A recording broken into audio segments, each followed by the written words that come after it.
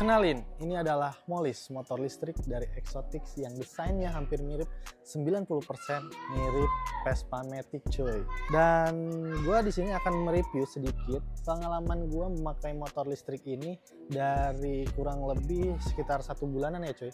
Dan pertama gua akan jelasin beberapa keuntungan dan kekurangan memakai motor listrik ini cuy. Dan poin pertama yaitu ada di lampunya. Lampunya ini dia udah LED ya, itu cukup membantu di era sekarang ya, karena kita bisa bersaingan dengan motor-motor yang udah pakai bilet. Nah, kita juga bisa lah sedikitnya. Ini poin kedua. Poin kedua ini motornya udah double disc cuy. Nah, gue cukup kaget juga awalnya. Dia dengan harga 8 juta ini udah double disc ya, dan itu membuat gue sedikit beruntung sih, untung. Ya nilai plusnya lah. Dan selain itu di sini juga motornya sudah ada remote-nya cuy. Di sini kita bisa nyalain motor tanpa masukin kunci ini ke motornya.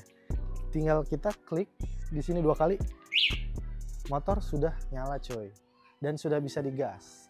Nih, kalau kita mau matiinnya juga bisa langsung dari remote ini. Tinggal cukup 1 klik. Dan bukan hanya itu juga, di sini juga dilengkapin dengan alarm ya cuy. Makanya kita nggak perlu takut kalau kita jalan-jalan ke mall atau ke pasar-pasar yang banyak motor dan terus kita kebingungan untuk mencari motor itu, karena kita udah ada sistem alarm di sini. Kita jadi tahu di mana letak motor kita. Nah, itu keunggulan yang ketiga. Nah, kita poin ke yang keempat. Nah, poin keempat ini di sini ada joknya itu bener-bener empuk, dan gue merasa cukup nyaman, dan gue bandingin juga sama motor konvensional itu sangat-sangat jauh beda cuy. Nah, selain dari jok empuk, di sini juga poin kelimanya adalah kita yang jelas gak beli bensin ya, atau nggak perlu beli bensin karena di sini udah sistem cas. Dan gua itu kalau ngecas dari 0 sampai 100% itu sekitar 6 sampai 8 jam. Karena mungkin emang itu sih yang bisa dibilang kekurangan, tapi karena ada baiknya juga kita nggak beli bensin. Ya kalau gua kalkulasi mungkin kalau listrik ngambilnya itu 5.000 dalam setiap ngisi full ini. Tapi kalau bensin sekarang udah 12.000 ya cuy ya, udah 11.000 ya. Sekitaran segitulah. Mungkin untuk kelebihannya itu aja kali ya. Oh, gua mau tekenin di sini. Ini dari 0 sampai fullnya itu dia kan memakan waktu sampai 6 sampai 8 jam, dan jarak tempuh yang motor ini bisa tempuh adalah 60 sampai 7 km yang menurut gua cukup jauh bagi motor listrik di harga 8 juta ini menempuh jarak yang sebegitu jauhnya ya. Dan itu kembali lagi kepada kalian pemakaian. Kalau untuk gua yang cuman jarak-jarak dekat ini mungkin untuk gua sangat untung ya. Tapi kalau kalian kerjanya jauh ya, gue saranin pakai konvensional dulu aja. Ini yang hanya budget murah, punya body yang bener-bener kayak motor Matic Sprint ya. Dan sekarang kita akan bahas kekurangannya cuy. Kekurangannya ini dia poin pertama, gue dikasih sama dealernya kasih tahu kalau motor ini nggak boleh dimandiin di steam karena ada tekanan air yang tinggi. Jadi takutnya masuk ke dalam dan merusak beberapa komponen yang ada di dalam. Kalau dimandiin sebenarnya boleh, tapi kalau untuk masuk steam itu nggak boleh cuy. Kalau kayak mandiin kita cuma diguyur gini ya masih oke-oke aja sih. Gua juga sering mandiin motor ini, tapi masih oke-oke aja sih. Tapi gua belum pernah nyobain ke steam ya. Poin yang kedua kekurangannya itu ya adalah kita ini nggak bisa ngegas sambil ngerem cuy, kayak motor konvensional. Makanya gue sedikit adaptasi lagi dari motor konvensional ke sini, karena kebiasaan kita yang suka ngegas sambil ngerem itu yang bisa membuat kita agak sedikit bahaya lah istilahnya. Kalau kita lagi ditanjakan kan kita kebiasaan untuk ngerem. Nah dari sini kalau ngerem itu dia malah nggak bisa ngegas coy, walaupun sedikit dia langsung diem, malahan kita bisa mundur gitu. Itu sih yang kekurangan jadi dari motor listrik ini.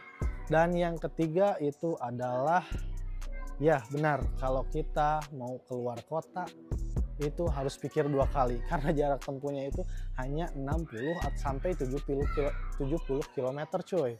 Nah ya mungkin poin ketiga. Poin keempat itu nggak boleh lewat banjir, apalagi merendam semua area dinamo. Nah itu gue juga belum pernah ngalamin, itu juga apakah benar apa enggak, ya gue pasti mengambil kesimpulan bahwa itu masuk ke kekurangannya coy. Karena kalau motor konvensional, kalau kita kerendam juga walaupun masuk ke dalam area knalpot itu masih agak bisa ya dibenerin karena ada bengkelnya. Cuman kalau yang motor ini kita juga bingung bengkelnya itu di mana. Saya udah pakai 1 bulan juga, kita mau servis kemana masih bingung lah. Istilahnya saya belum nanyain ke dealernya juga ini kalau servis bagian apanya aja, terus kemana gue juga belum tahu. Yang jelas ya ntar gue tanyain lagi sembari nunggu platnya datang, karena dealernya ini dikasih tahu 4 sampai 50 hari ya, mungkin sekitar gue nunggu semingguan lagi lah. Dan gue bakal langsung tanyain gimana ini kalau dengan servisnya coy. Dan untuk kekurangan yang lainnya adalah apa ya, udah sih cukup itu aja mungkin yang gue rasain. Oh iya ada yang lupa, gue lupa ngejelasin speed ini berapa coy. Jadi speed ini adalah sampai 60 km. Di sini dibagi 3 kecepatan ya. Ya speed 1 mentok sampai 30 km, speed 2 mentok sampai 50 km, dan speed 3 mentok di kecepatan 60 km. Dengan motor harga 8 juta ini kecepatan 60 meter dengan jarak tempuh 70 sampai 60 km ya bagi gua cukup memuaskan. Ya itu tergantung lagi ke pemakaian. Dan surat-suratnya itu mungkin pajaknya juga gua belum tahu. Ntar kalau udah gua pegang STNK-nya gua pasti update coy. Dan bukan hanya itu, dari bagasi motor ini juga sangat luas coy, kayak motor konvensional lainnya. Dan bagi kalian masih ada yang penasaran atau yang mau ditanyakan, silahkan komen di bawah. Dan buat kalian juga yang daerah Tangerang Raya, buat memperpanjang STNK, gue nyediain jasa biro jasa STNK. Gue bisa mengurus dari perpanjang tahunan, 5 tahunan, balik nama, mutasi masuk, mutasi keluar, request ganjil genap, dan request nopol-nopil coy. Dan segitu aja mungkin buat saya. Dan kedepannya gue juga bakalan memodifikasi motor ini layaknya kayak motor konvensional lainnya coy. Apalagi gue bakalan modif percis kayak Vespa Matic Sprint yang tiruannya coy. Ya udah, bukan tiruan ya, ini tiruannya maksudnya, oke? Dan sekian video dari gue, peace.